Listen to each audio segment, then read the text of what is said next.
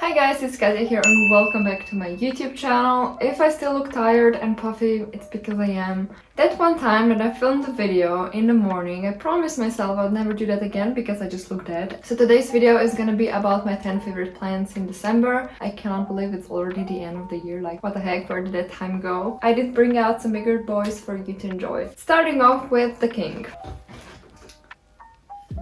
Meet Anthurium veitchii, also known as the King Anthurium. So this guy has been taking over my grow tent, and I'm not joking when I say it's taking over a corner. Oy. This is the current biggest leaf, and it's also the last one that it has grown. The petioles have gone like super long, and I don't like that because it's just man spreading everywhere. But as you can see, it is holding on a lot of leaves, and what really surprised me with this one is it's actually making a baby bloom, and I'm like, wow. I still think it's somewhat early for it to bloom, but apparently not. This guy has been in this pot for more than a year and it really doesn't mind.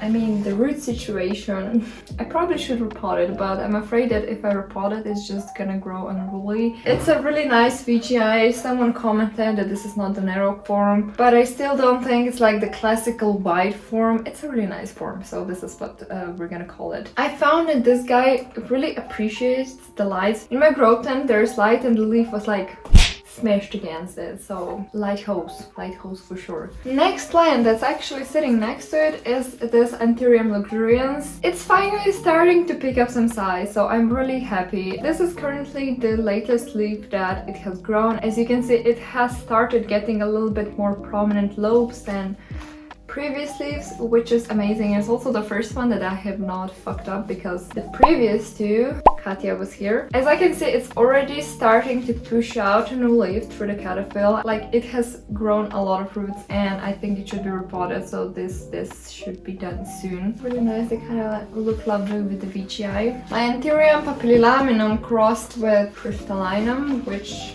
has been growing in all directions and I really hate it, and I've actually tried to adjust the new leaf to face a nice direction, but it's just facing the wall. As you can see, it's still hardening. There's still a lot of pigmentation to it. This is the previous leaf.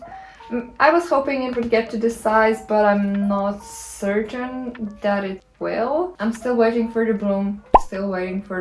The root situation is really juicy, so I don't see what's wrong. It's a really big specimen and I really don't know how to position it so it's gonna grow nicely, because yes, there may be light coming from one direction, but there's also reflective material on the sides of the grow tent. That really doesn't help much in terms of growing Anthurium leaves into the right direction. Next one, Anthurium magnificum silver, which has also blown me away with a new leaf. This is the one that I'm talking about. As you can see, like, the leaf is huge.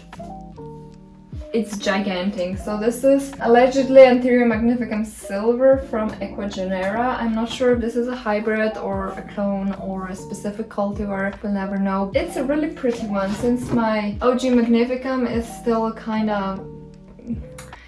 It's not looking best as it was, but it's getting there slowly. The leaf increase is huge and I'm just hoping that this one would flower soon. I mean, given the size, it probably should flower soon. I would love to cross it with my magnificum. I still have some pollen left, but every inflorescence that I tried to pollinate with that pollen, it just ended up not taking, or only a few flowers took. The inflow ended up aborting. So I'm really wondering if the pollen is that old already, because it is quite old. It's still my dream to make a cross between two beautiful magnificums. Moving forward to long and pendant boys, this is Anthurium vitarifolium. This is actually the top cutting of the mother plant that I had. I cut it and sold the rest. I've kept the bottom, but it ended up rotting, so I'm only left with this. It is pushing out a new leaf. This is the one. They're so nice. Like, I waited so long to get on a pendant with Anthurium vegan. I really want a pallidiflorium as well, but I did get one chunk and it ended up rotting, so I think I need a full plant. But eventually, one day, I would love to have this in my house outside, because I think it's a really nice plant. Next on is a Forgetti that is doing stuff. This is Anthurium forgetii silver. I've had this one for a very long time. It did need some time to rehab and it's kind of only holding 2 leaves. This forgetii in particular has very thick silver venation. This is the newest leaf and it's super pretty. It has pushed out its first inflow, so yay for that. I did try to pollinate it with something, but it didn't take. With that specific pollen, I tried to pollinate my other forgetii, and I also used another forgetii pollen, so if it's successful, we'll be getting a mix of 3 forgetis, which I'm down for. I can already tell that the inflow is getting flimsy and doesn't have as much life into it. That's kind of when you know it's gonna board because it just shrivels from the inside. Staying on forgetii train, the sun came out in the perfect moment. This is Anthurium Ace of Spades crossed with forgetii, allegedly, and it has just pushed out this new leaf, and new leaves are so bubbly and shiny and nice and just I love them. I found that this one in particular has had closed sinus from a very young age, whereas the other seedlings that are circulating around the community, they are kind of retaining more of Ace of Spades lobe shape, which I would also like because this is kind of looking like normal forgetii.